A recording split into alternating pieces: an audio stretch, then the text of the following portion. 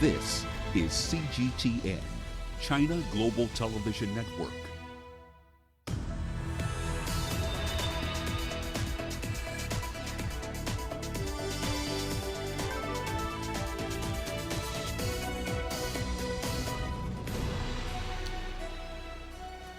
Hello there, welcome to this edition of Global Business Africa. In the course of the hour, we'll run through all the business news stories you need to know about from Africa and beyond. But first, a quick run through the markets here for you. So we're looking at essentially a rather positive start to the week across the market to cover over here. Naspers in South Africa contributed the most to the advance of equities in that country after the White House essentially said a ban on WeChat may not be as broad as initially feared. That boosted Tencent shares and, of course, by extension, Naspers, which owns 31% of that firm indirectly. Kenya's NSE 20 advanced by nearly 1.5% today. You don't see those kind of numbers often, but it's still 34% in the red so far this year. Those are your markets. Here's what's coming up tonight. Zambia's president sacks the central bank governor in a surprise move. We'll explore the details behind this.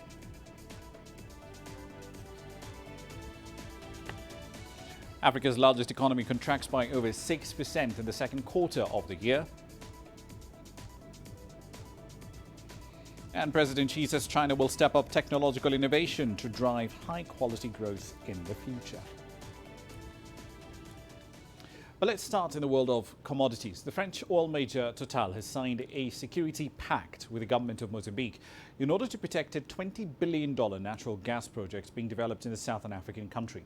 Mozambican security forces have been battling a low-level insurgency against militias who are suspected of having links to Islamic State in the gas-rich north of the country. Earlier this month, insurgents captured a heavily defended port in the far northern town of Mocimboa da Praia.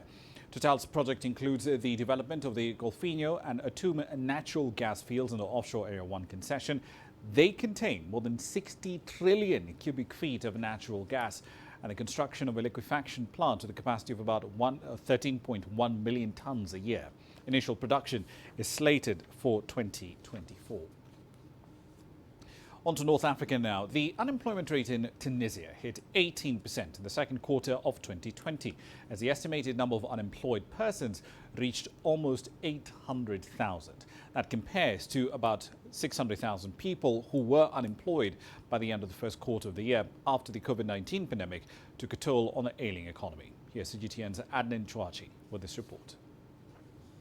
Tunisian authorities assert that the high unemployment rate is a result of the social and economic impact of the COVID-19 crisis on the active population in the country. Data from the National Institute of Statistics in Tunisia showed unemployment rate has risen significantly in the second quarter of 2020 to 746,000 people. The coronavirus pandemic surprised us. It created an unexpected crisis and left a large number of people unemployed. It's a shock for the economic and social fabric, which deepened the state's difficulties and imposed a new reality onto the government.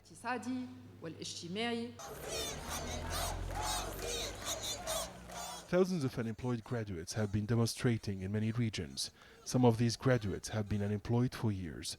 The COVID-19 crisis has only complicated the situation.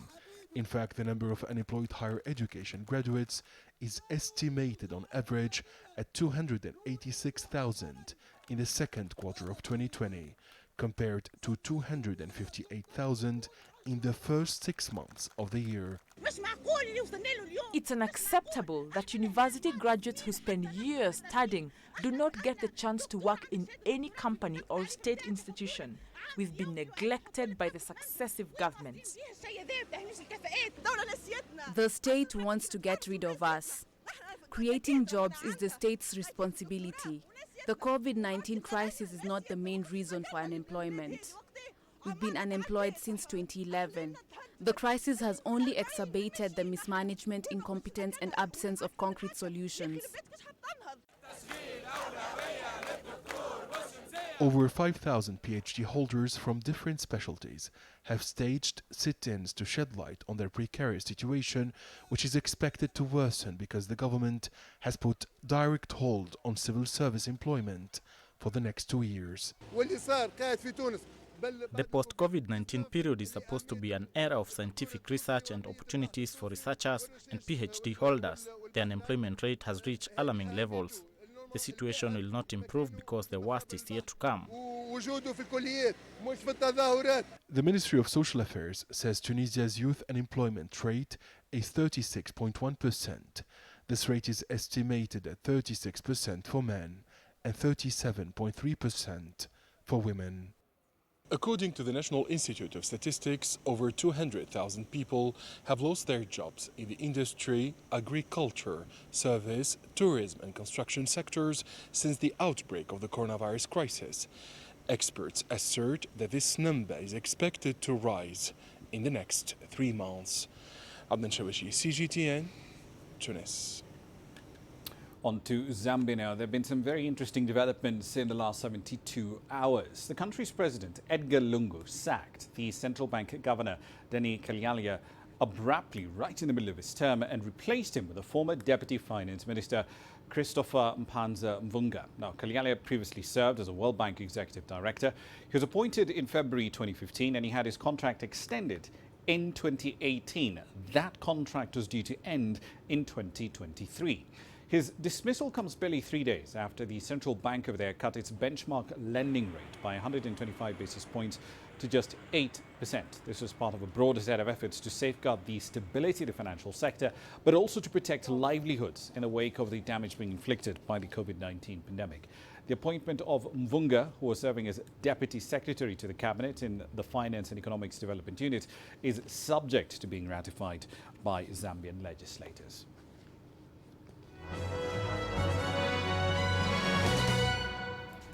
All right, then a quick run through some company news. We're going to be starting in Kenya. Kenya Airways is seeking to lay off half of its pilots as it slashes costs in order to weather the cash flow crisis deepened by the COVID-19 pandemic. The national carrier intends to cut up to 207 of its 414 pilot jobs, which account for nearly half, apparently, of its payroll costs over the next 3 years. It expects to save roughly $30 million if it does meet the desired target of having between 207 and 248 pilots on its books. Shanta Gold, East Africa-focused gold producer, has completed the acquisition of 100% of Barrick subsidiary Acacia Exploration Kenya from 3 subsidiaries of Barrick Gold. Now, that purchase consideration is comprised of $7 million in cash and 7.5 million shares in Shanta Gold issued to Barrick at 10.5% per share and a 2% life of mine net smelter return royalty over the course of that particular project. The South African retail chain Edcon has signed an agreement to sell parts of its business to private equity-backed Retailability Limited. Edcon, which owns the 91-year-old department store chain Edgar's, entered into a form of bankruptcy protection back in April after coronavirus-led lockdown hurt the already struggling finances of the firm. Retailability will start work on signing of the sale and purchase agreements for Edgar's remainder of its Africa business. And finally, the mining giant Rio Tinto has cut the bonuses of 3 executives over the destruction of 2 ancient caves in Australia. Back in May, Rio Tinto essentially destroyed the sacred Aboriginal site in Pilbara in Western Australia. The miner's CEO, Jean-Sébastien Jacques, will lose $3.5 million. Chris Salisbury, who's the head of Iron Ore, and Simone Niven, the group executive of corporate relations, will lose payouts of more than $650,000 each. That's a run through your company headlines.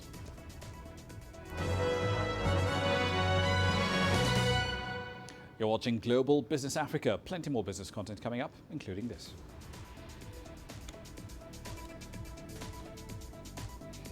Nigeria's economic output contracts by 6% in the second quarter. And local coffee consumption is growing in Tanzania. We'll have the details next. The world economy as we know it is about to change. Global business reports highlight emerging markets, developing countries, and dynamic sectors worldwide. We feature top analysts and newsmakers to provide perspectives on every facet of business. From an on-the-ground perspective, we provide you with balanced and objective assessments. Fast, sharp, and insightful. Global Business, only on CGTN. Every story starts out like this. Okay. But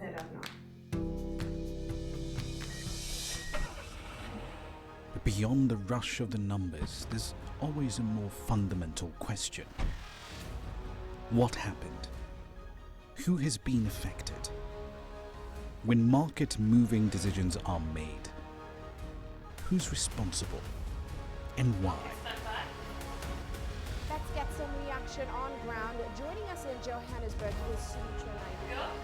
Hello, Nairobi. This is how whole stories begin. See how they end. Only on Global Business.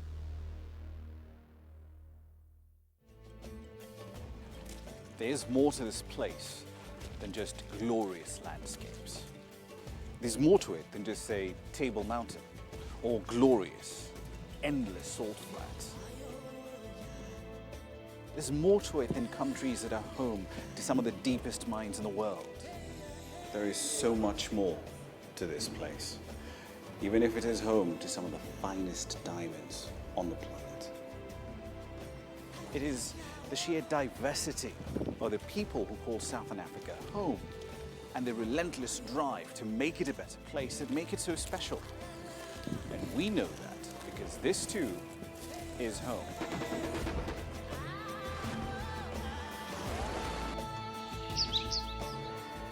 No one knows Southern Africa like we do. CGTN, see the difference.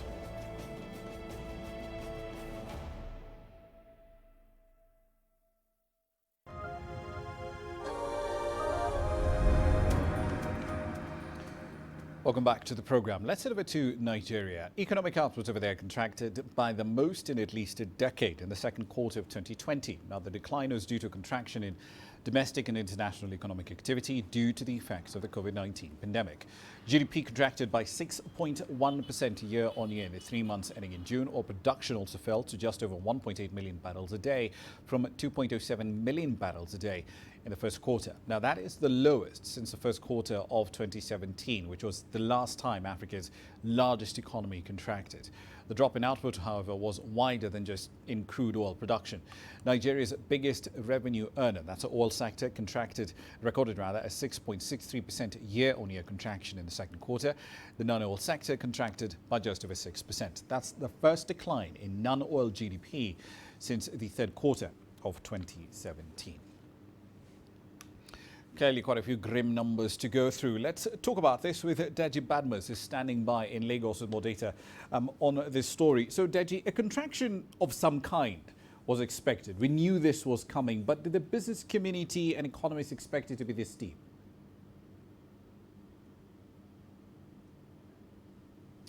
Not exactly, Rama. Everyone knew there was going to be a contraction, but to be candid, most of those I have spoken with are actually surprised that the contraction is this deep. 6% actually. It's really deep. It's not something anyone expected, but it tells you how badly affected Nigeria was by the COVID-19 pandemic, and that for the whole of the second quarter, basically nothing happened in this country because the country was effectively on a shutdown. And then globally too, I mean, we saw basically a shutting down of the global economy. So nothing really happening.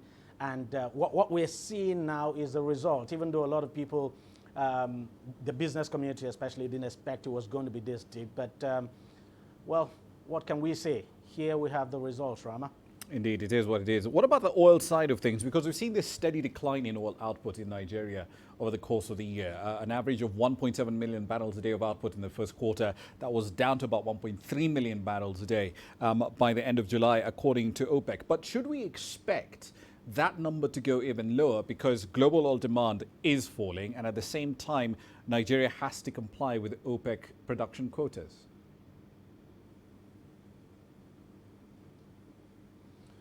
Well, honestly, it's not impossible because remember, even the OPEC quota itself, Nigeria did not meet its own cut now for its own cut allocation now for the month of May and June. It only started complying with the guidelines now, or the cuts, if you like, from the middle of July. So it's essentially not impossible that we could see it go lower. But the good thing for Nigeria, Rama, is that Okay, fine. You know, during the production cut, of course, Nigeria's production was cut down to around 1.4 million barrels per day.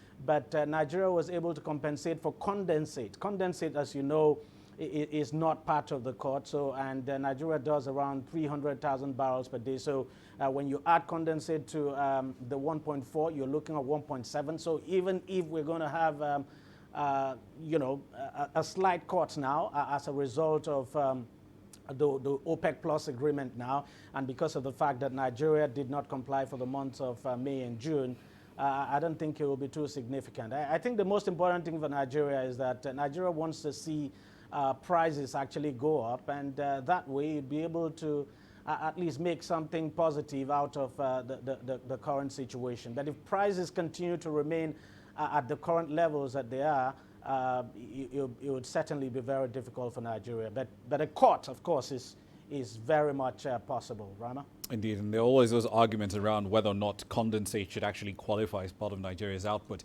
But one last question for you. The second quarter had the bulk. Well, it shouldn't. It shouldn't. The second quarter had the bulk of these restrictions that we're seeing on trade and in movement into the country, out of the country. But now we're seeing an easing of some of those restrictions. So what's the outlook looking like for the third quarter and the fourth quarter of the year? Are we still expecting a deeper contraction, or is that going to change?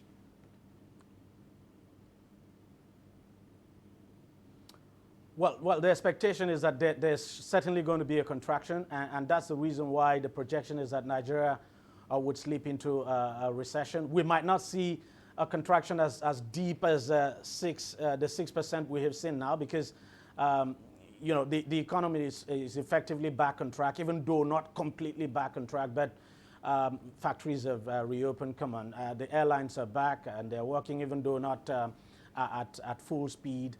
And essentially, the economy is back up and running. But we're still not there yet. And it also depends on what happens in the global economy as well. So everyone expects that there will be a cut. I mean, there would be a decline, but not as deep as what we have seen. But in terms of recovery now, the projection is that it's very likely that we might not even see a recovery in the fourth quarter, that we just might start looking at the first quarter of next year before we begin to talk about a recovery. So certainly some very tough times ahead for the country, Ramah. Indeed, and it's not just for Nigeria. Dejban was in Lagos. Thank you very much for your time. Now, let's head north to Egypt. The country set to try and boost its water production capacity with the addition of 19 new desalination plants over a period of 18 months. Now, these plants are worth collectively nearly $700 million. Once complete, they'll have a total daily output of about 550,000 cubic meters of water. From Cairo, here's CGTN's Yasser Hakim. Egypt's annual water share from the Nile has been stagnant for decades and will remain so. But the population has been growing rapidly, making it impossible to sustain demand for water, and the effects could be devastating. About 200,000 acres of agricultural land could be damaged, putting a huge burden on the economy. Over 1 million farmers could also lose their sources of living. That's in addition to the lack of drinking water for a majority of Egyptians. Hence, the government's ambitious plan to create new sources of water. Egypt in need for additional water resources. Therefore, the government has decided that all coastal cities are going to depend on desalination from now on, and that this will require expansion in desalination plants. It's mainly for cities and mainly for domestic use, because, of course, for agriculture, it's going to be very, very expensive. Agriculture uses a lot of water, so it is mainly intended for domestic use. The total cost of the projects is about $60 billion.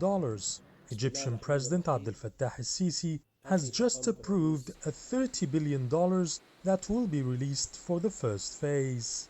Desalination is going to reach maybe about 1.5 billion cubic meters per year of desalinated water production. These efforts are going to, of course, help as much as possible in providing the essential needs as the water demand increase from one year to another. To avoid water waste by Egyptians, Parliament has amended a law allowing tougher punishment for wasting water. Farmers are being taught new irrigation systems to conserve water, and the government is reducing the cultivation of high water consuming crops like rice. Desalination projects are very important because now we have other means to get water. As for citizens, we should refrain from wasting water because this will harm us now and the future generations. With the constantly growing population that has surpassed 100 million, this plan is long-term. It's expected to last until the year 2035. Yes, Hakim for CGTN, Cairo. Tanzanian coffee producers are encouraging a lot more local consumption of coffee in the wake of reduced demand in global markets after, of course, the COVID-19 pandemic hit our shores. According to the International Coffee Organization, Tanzanian coffee exports have fallen by 47.5% in the 12 months to June 2020. Coffee generates roughly $100 million in revenue for the East African nation. Here's CGTN's Isaac Lucando with this report from Dar es Salaam. Mrusha Jones, a coffee enthusiast, is trying to promote premium coffee to Tanzanians. To achieve his goal, he has organized a coffee tasting event. He says Tanzanians are not enjoying the country's best coffee. If you look at our exports, mainly 70% Arabica, and good beans are not locally consumed. So being an acquired taste, this is part of the process to grow local consumption of the coffee. Tanzania's premium coffee often finds its way to cafes in Europe, Asia and the United States. With COVID-19 making exporting difficult, many farmers have been left with a large unsold stock. This farmer sees additional knowledge as key to now capturing the local market. If a farmer is given the right education on how to taste his coffee, it will be easy for him to get what he deserves when he takes his product to the market, and this will change his life to a great extent. Without a reliable market for its coffee, Tanzania has a lot to lose. Government statistics show that 90% of the crop is grown by about 450,000 families. Indirectly, it makes a living for about 3.6 million people. Tanzania consumes between 5 and 7% of the coffee it produces. The Tanzania Coffee Board says it hopes to get this number to 15% within the next 10 years in order to reduce dependency on foreign markets, but also create more jobs locally. Mrusha says lack of knowledge is keeping locals from consuming premium coffee. To remedy this, he plans to set up a coffee festival and several coffee-related competitions. Current trends give him hope that his plan might just work. I think the future is bright. If you look at the last 4 years, almost every quarter there has been a new coffee shop, either specialty or just a traditional coffee shop that is supported by other food products being opened, especially in the big cities like Dar es Salaam and Arusha. As tasters at this event sip away, Mrusha hopes that his efforts will help Tanzanian coffee drinkers and producers get a taste of a better future. Isaac Lucando, CGTN, Dar es Salaam. And we're going back to Nigeria briefly. Inflation accelerated over there for the 11th consecutive month in July as a weakened currency and continued border closures continue to drive up the price of food. Consumer prices climbed to 12.8% from a year earlier compared to 12.6% in the month of June. CGTN's Kelechi Mikalam has this report. Prices of commodities in the West African nation are on a steady rise, with inflation jumping to the highest level since March 2018. According to the Consumer Price Index report by the National Bureau of Statistics, the month-on-month inflation rate has risen to 12.82%, a 0.26% increase from the previous rate of 12.56%. It's the highest rate of inflation the country has recorded in nearly 3 years. And the surge in food prices is coming as citizens grapple with the impact of the COVID-19 pandemic, including job losses and pay cuts. The purchasing power of consumers has worsened, and their ability to afford the same quantity of goods or services has reduced significantly. You can see as the market is so scanty now. You can see if it is before, you see customer queue up to buy, but now you see everywhere is so scanty. People are not coming because of the price, the new price of the goods. Those who do buy a bag before, they will be buying quarter bag of rice because of the changes. So it's affecting everybody. Even we are not selling like before because of the high rates of the things, commodity that went up. What I bought last week is not the price they are giving me today. So it's really affecting me. And I don't know how I'm going to sell it when I get to my shop. Like the money I came with now to buy the goods now, you now find out that I will not be able to buy as much as I want to buy because I will not be able to buy more based on the price have not increased. So I will not get more. Sure you understand? Among other value chains affected by the inflation spike are agriculture, medical and transportation services. The problem is exacerbated by the border closure, the coronavirus lockdown, and the recent hike in fuel prices. Experts also blame the surge in the high cost of living on Nigeria's import-dependent economy. Why do we have pressure on USD? Because most of our economic life are imported. Most of the clothes we wear are imported. Most of things we use are imported. Our vehicles are imported, our mobile phones are imported, our cameras are imported, and so on and so forth.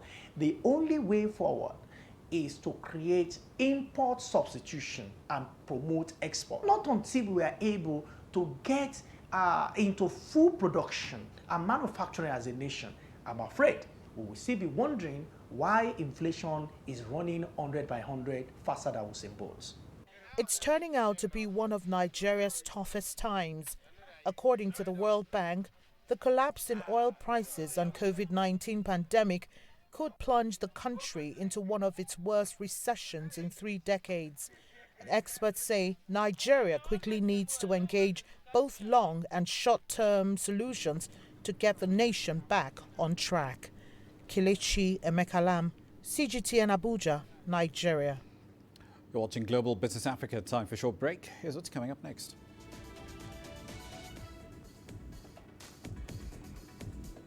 President Xi says China will step up investments in technological innovation to power future growth. And Singapore's annual food festival is stuffing up virtual offerings this year. We'll see how that works when we come back.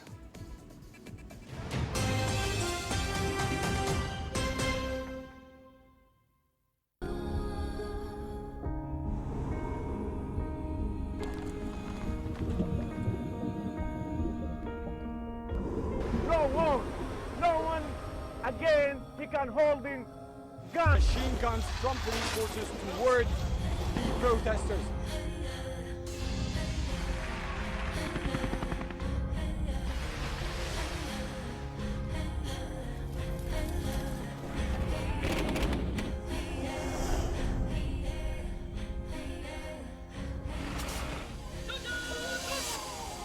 Were you worried about your life at that particular time? Not at all. Thank you very much for your time. What is your assessment of the state of the continent today? Africa has the potential to power itself. Excuse me.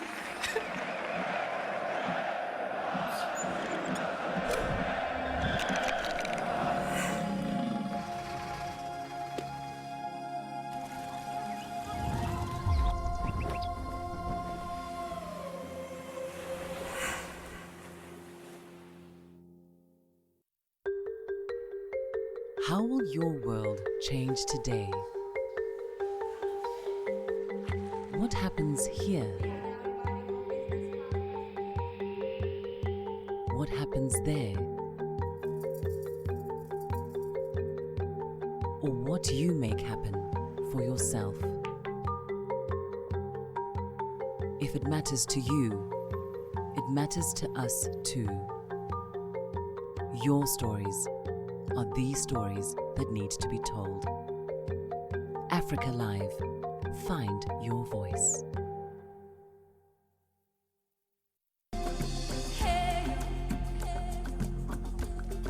Accra Africa is my kind of city. That's because when I'm here, I feel like I'm back home in Lagos or Abidjan, which are two of the major cities I grew up in.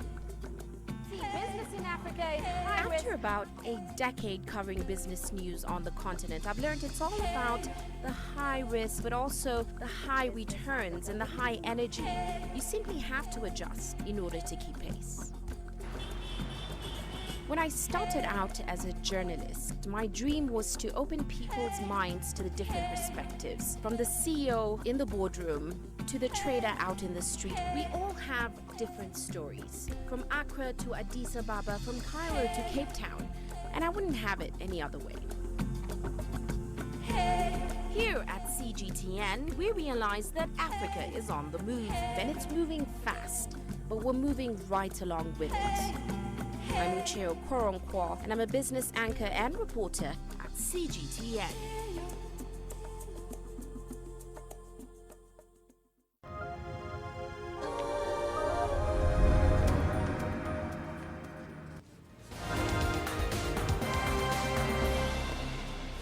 Welcome back to the program. Let's run through some of the stories making your headlines at this hour. Starting in Mali, talks between the West African mediators and the military junta have ended there without any decision on the makeup of a transitional government. According to the spokesperson of Mali's new military administration, Colonel Ismail Ouague, the final decision on the interim administration will be made by Malians. He also dismissed reports by foreign media that the new leadership wants a 3-year transition led by a soldier. Earlier on, diplomatic sources close to the talks said that focus had shifted from the reinstatement of the ousted president Ibrahim Boubacar Keïta due to the popularity of the coup within Mali. In North Africa, the Libyan National Army has dismissed a ceasefire announced by the Government of National Accord and its allies in the eastern-based Libyan parliament. The LNA spokesman Ahmed Al-Mismaris has described the move as a stunt by the GNA, which he claims is building up forces to attack the city of Sirte. Still in Libya, coronavirus infections over there are increasing rapidly. The African Center for Disease Control has reported over 10,500 COVID-19 cases and close to 200 deaths so far. Municipal leaders are worried that the situation could be getting right out of control. Medics fear health facilities in the country are slowly getting overwhelmed. And finally, 2 explosions have hit the Philippines island of Jolo, in the capital of the southern province of Sulu. At least 13 people have been killed. Over 70 others have been wounded. Many of them were either soldiers or officers. Police say that the 2 blasts are believed to have been triggered by homemade bombs, one of which was set off by a suicide attacker. Jolo has been a stronghold of the local Islamist militant group Abu Sayyaf, which has been linked to the Islamic State and Al-Qaeda. That's a run through your headlines.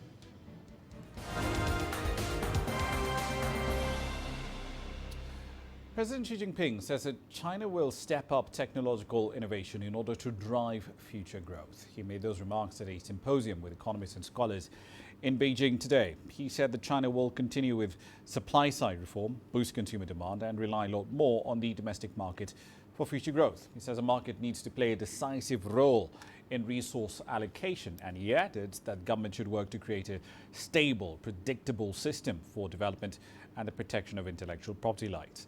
She said that companies were pioneers in technological innovation, and China needs to mobilize national resources and world-class research teams, further open up its economy and take part in reforming the global system of economic governance. We're still staying in Southeast Asia. Let's turn our attention to the tech-intensive ChiNext board in Shenzhen. 18 stocks listed over there through the new registration system all surged on their first day of trading. 10 of them even climbed past 100%. Take a look. The gains made by 18 registration-based IPO stocks lifted the overall picture today. The ChiNext board on the Shenzhen Stock Exchange rebounded after a temporary midday correction, ending up nearly 2%. Daily trading volume also exceeded 200 billion yuan or $29 billion US. The registration-based ChiNext is focused on innovative. It should keep improving support for innovative startups, but will keep strict supervision on the board in the approval of both in and out to facilitate the survival of the fittest.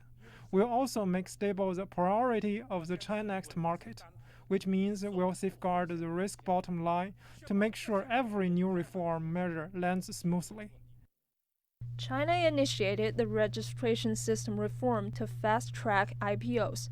The system prioritizes information disclosure rather profitability. So when adopting this method, stock exchanges only need to vet IPO applications based on disclosure requirements. Meanwhile, new shares are not subject to price caps in the first 5 trading days. After that, they are allowed to fluctuate up or down 20% within a trading day, much wider than the previous 10% level. That might sound appealing to investors, but it comes with more responsibility and higher risks. The registration-based stocks could pose challenges for venture capitals, with the pricing mechanism being more market-oriented.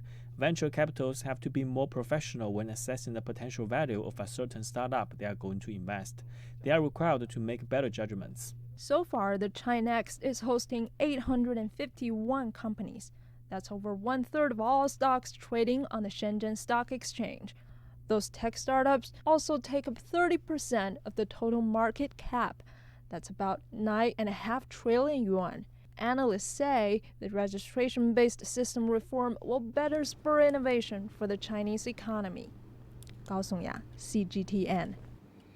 On to the latest in the continuing saga of TikTok and WeChat, 2 major Chinese apps that are facing potential bans in the United States under executive orders by President Donald Trump. TikTok's parent company ByteDance says it's filing a lawsuit to challenge this looming ban. Unfair and possibly illegal. This is what TikTok's parent company is arguing in a lawsuit launched against the Trump administration. In a statement on Sunday, ByteDance said it had earnestly sought to communicate with the US government, but that the White House had disregarded facts, disobeyed necessary legal procedures, and tried to insert itself into negotiations. And so it's taking the government to court. Trump earlier this month issued 2 executive orders. The first banned transactions with ByteDance after 45 days. The second extended that deadline to 90 days, but during that time, the company had to sell TikTok's US operations to an American company. The reasoning behind the orders: alleged national security concerns. We all agree that there needs to be a change, especially with TikTok collecting significant amounts of private data on users. It's unacceptable. But local media reports these concerns aren't shared by all intelligence agencies. The New York Times said the CIA had no evidence the platform had been used in this way. China's Commerce Ministry has weighed in, saying the ban is against free market principles. With no factual or legal basis, it severely damages the legitimate rights and interests of those enterprises and severely violates the basic principles of the market economy. It brings no good not only to China and the world, but also the United States itself. Meanwhile, the White House is facing a separate lawsuit over another Chinese app set to be banned. WeChat is what's known as a super app, combining in a sense what Facebook, Instagram, Venmo and WhatsApp do. It's wildly popular in Chinese and Chinese communities overseas, and it boasts some 19 million users in the US. A group of these users launched a lawsuit on Friday over what they call a stark violation of their First Amendment right to free speech. The US WeChat Users Alliance described Trump's order as unconstitutionally overbroad and said it closed off meaningful access to social media for members of the Chinese-speaking community. The bans affect a combined total of some 100 million users in the US. Some are optimistic things will work out. I'm a little bit concerned that TikTok will go away. I do know that there is a timeline for it to go away, but at the same time, I do feel like something will be worked out. ByteDance says it's preparing for the worst and has pledged to keep its US employees on the payroll. With a mid-November deadline looming, it remains to be seen whether the lawsuits will be enough to stop the measures from taking effect. Nicole Ng, CGTN. The video conferencing platform Zoom is stopping direct sales of its video conferencing products in China from the 23rd of August. Instead, the US-based company now says it will be offering its video conferencing services through third-party partners. Here's CGTN's Sun Ye explaining why. Zoom says it's not pulling out of China, but it's certainly getting harder for those in the country to access. Starting May, free account users in China like me can no longer start a meeting, we can only join in. And starting Sunday, we can't buy a paid account directly from Zoom either. Zoom says it's shifting to partnerships with Chinese companies to deliver its services. Bizcomp, one of the partnering Chinese companies, told CGTN that they are working with Zoom's technology, but are reshaping it for domestic use. In China, how online conferencing applications are used is different, and customers demand local features.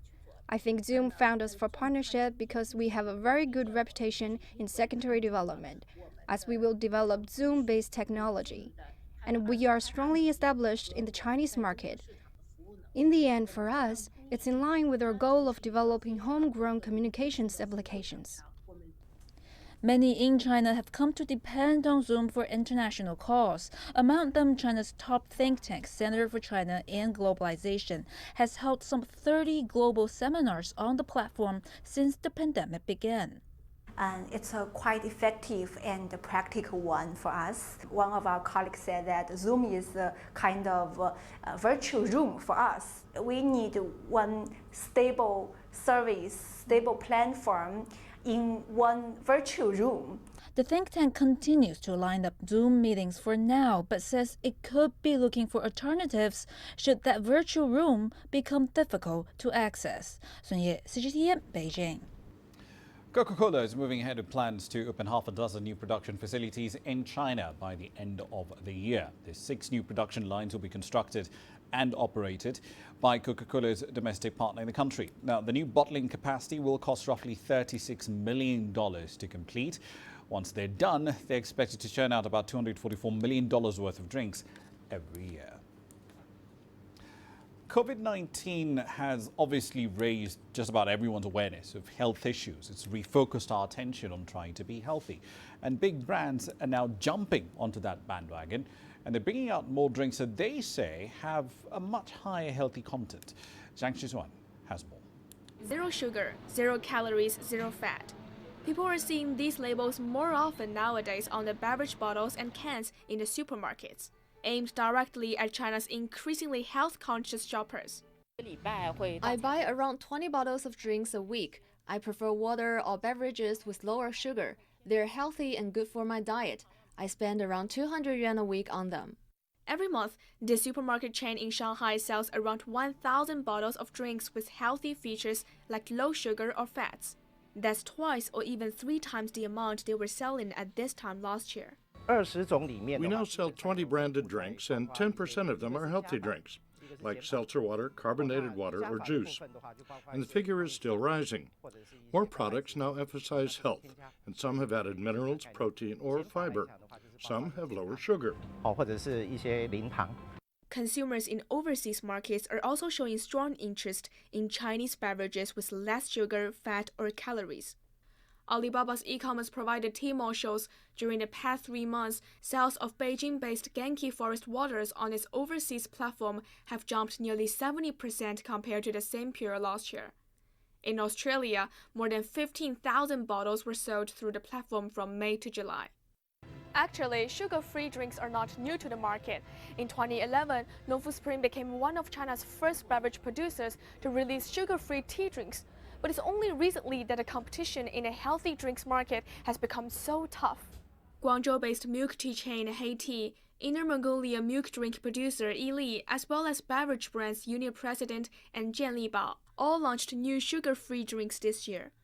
Established in 2016, Genki Forest's healthy drinks now have a presence in more than 53,000 convenience stores nationwide. A lot of new emerging brands are trying out, say, bubbly energy drinks or sports drinks. Now that is a small market as compared to other bigger subcategories in China. But I think adding more functionality and bubbly texture, as well as the low sugar or sugar-free elements to this bottle, will definitely help more consumers to get attracted to this category. She says more than 50% of consumers surveyed say they prefer lower sugar or sugar-free drinks, especially in categories like sparkling drinks or tea drinks. Research firm Kantar World Panel China also reports the beverage sector has marched into the sugar-free era, with sales of low-sugar and sugar-free drinks up 13% last year, while in the overall beverage sector, sales grew less than 1%. Zhang Shixuan, ICS for CGTN, Shanghai. Now, the annual Singapore Food Festival is going virtual for the first time this year. Yes, it's a food festival, but well, you can't actually taste or smell anything that's happening. Singapore's dining scene will come to life in the form of online and apparently offline food tours as well, live and in-person masterclasses, chef collaborations, food bundles and limited edition food merchandise too. Yes, CGTN's Miralu taking you through this journey of culinary rediscovery on What's Hot tonight. With COVID-19 restrictions in place, the Singapore Food Festival is missing its characteristic pop-up stores and snaking queues of locals and tourists. But foodies can still enjoy and experience the event, and they can do it from the safety of their homes, as the annual culinary celebration has gone virtual for the first time in 27 years.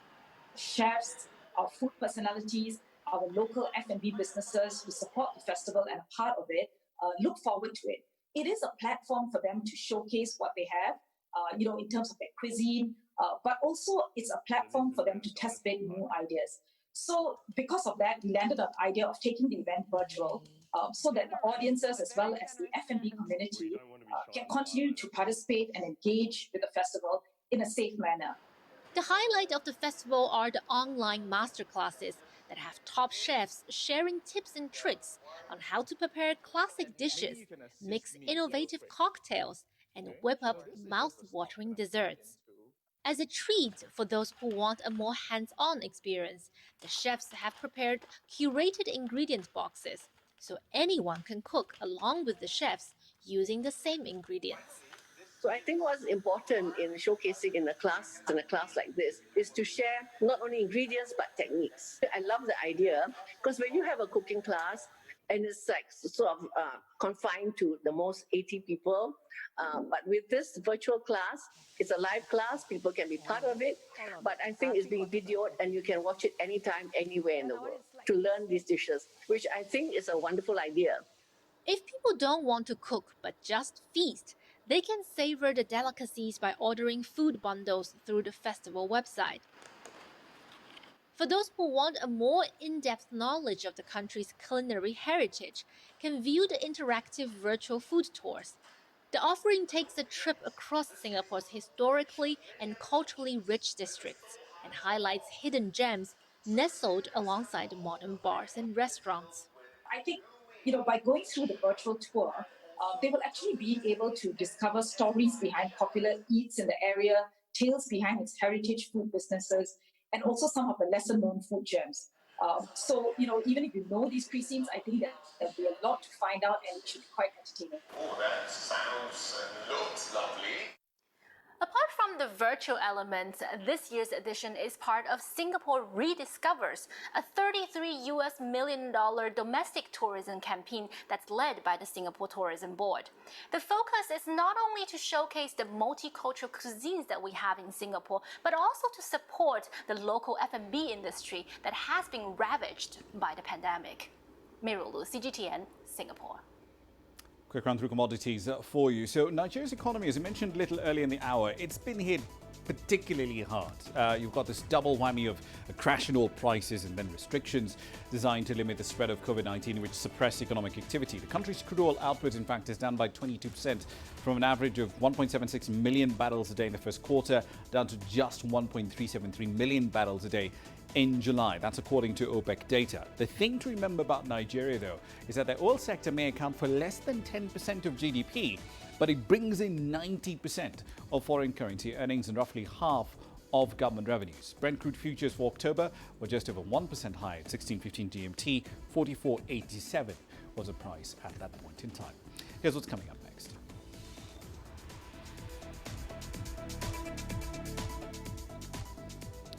We'll be talking to young innovators in Ethiopia who are rolling out their own digital taxi hailing service. That story is coming up next. the greatest journeys, the greatest sights, the greatest adventures. Here in Kanata, this weir allows the locals to walk on water. We're far more than just TV news. We're your passport to the wonders of Africa. To bring you stories of struggle, survival and hope.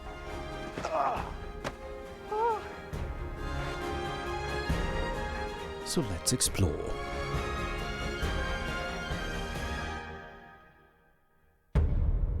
CGTN. See the difference.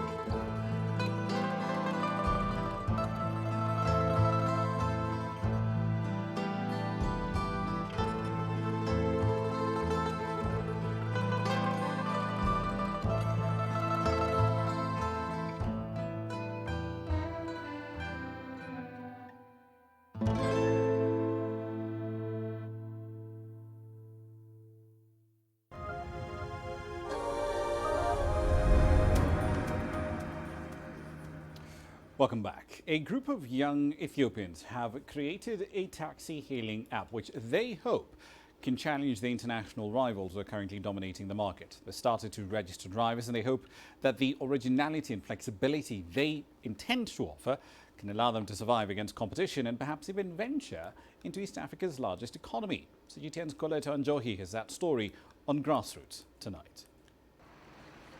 The city of Addis Ababa, with a population of at least 4 million people, has a serious challenge with transportation. These young people want to fill this gap through their new taxi-hailing app.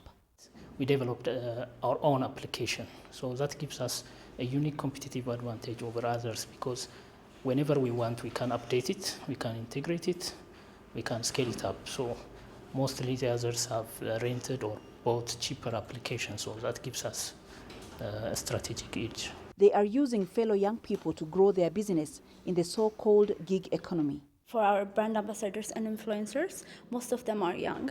So that means not only you have to have a job, not only you have to have a full job, but also you can have, other jobs as a part-time job. You have whatever you do at your house, and then whenever you want to go out and make money, we're here. We're trying to reach out to them. So whenever they come, we're there.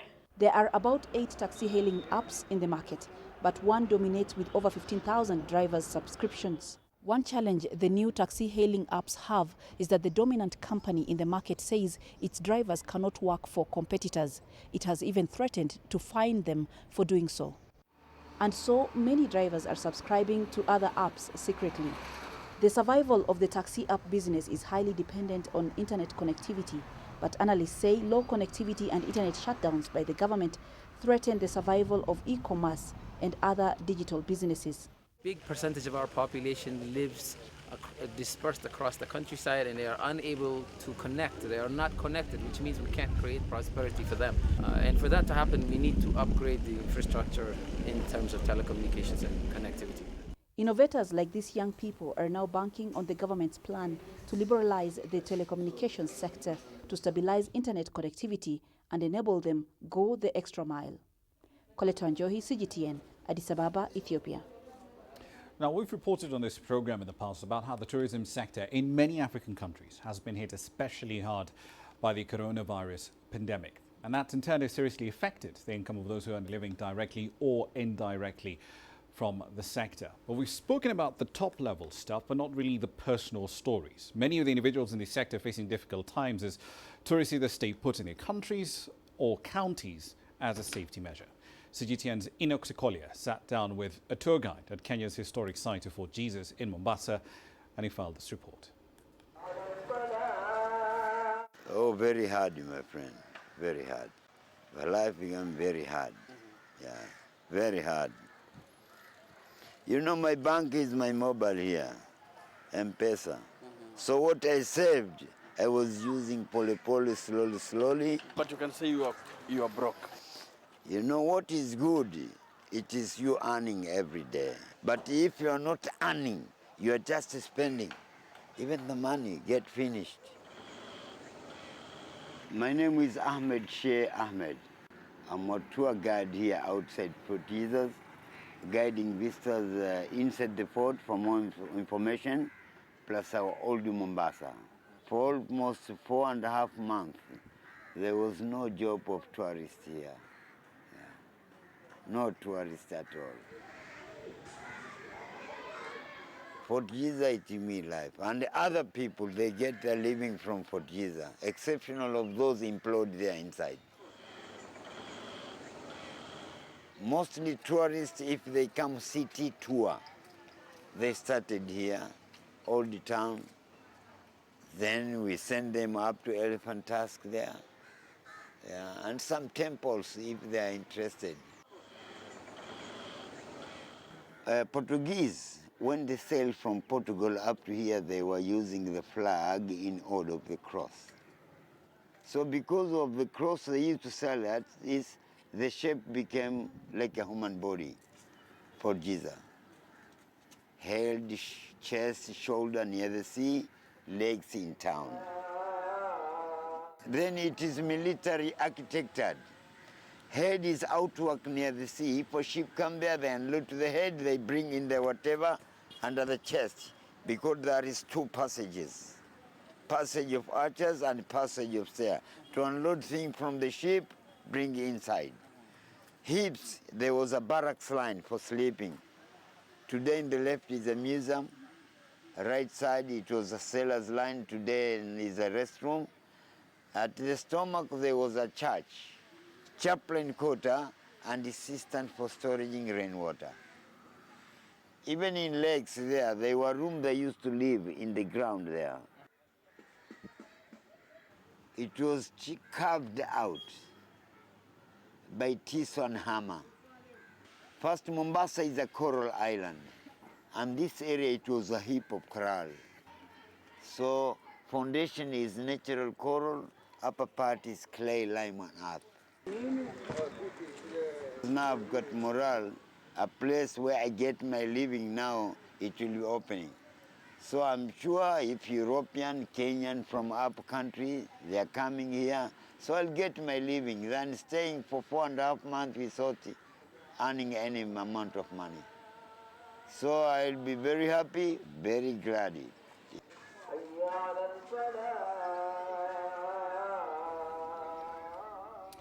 Let's make a run through some currencies as we wrap up the program. So a little earlier in the bulletin, we spoke about what happened in Zambia. The central bank governor fired abruptly, no formal reason given, smack in the middle of his term. Now, Zambia's kwacha, to be clear, had seemed to have found its footing against the US dollar, despite the economic crisis that's facing Africa's second largest copper exporter. The weekend firing of the former governor, however, rattled the markets, and we're seeing the response today in the currencies and the Eurobonds. The kwacha was down by over 0.7%, a new low, 19.215 against the American dollar. Yields on the country's 2024 Eurobond, they also spiked to well over 30%. We'll keep you updated on developments on that front. That's it for this edition of Global Business Africa. As always, we'd like to hear your thoughts on the content you've seen on the program in the last hour. There are many ways to get your thoughts back to us. All of them are on your screens right now. I'm Ramah Nyang in the Kenyan capital, Nairobi. Thank you for your company in the last hour. The news continues on CGTN.